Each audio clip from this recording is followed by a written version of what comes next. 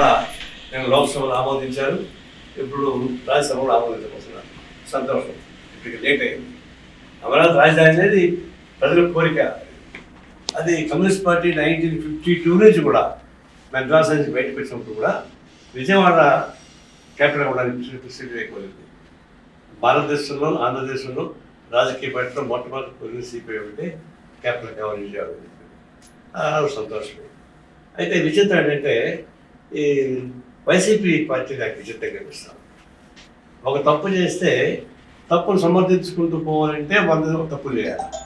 కానీ ఒక తప్పు చేసి వెనక్కి పోతే ప్రాబ్లం ఉంది.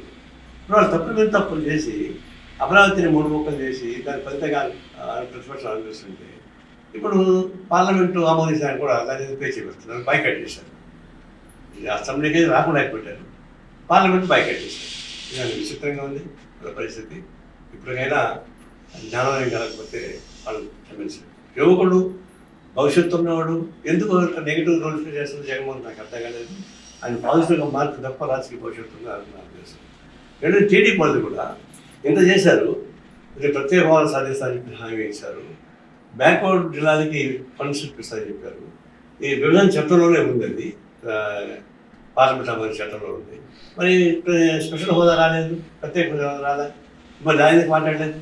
దీంతో మనం అది కూడా పెట్టుంటే మాకు విభజన చట్టం ఏదైతే ఉందో దాన్ని ఆమోదించండి, ప్రత్యేక హోదా కూడా మాకు కల్పించి మాట చెప్పుకుంటే బాగుండేది. అవి చంద్రబాబు కూడా తప్పు చేశాడు. వీళ్ళిద్దరూ అధికారంలో ఉన్నవాళ్ళు ప్రతిపక్షం ఒకటి తప్పులు చేసుకుంటున్నారు, ప్రజానికానికి ఎంజాయ్ చేస్తున్నారు. తీవ్రమైన విషయం. ఇప్పటికైనా సరే ప్రత్యేక హోదా కావాలని కోరాలి.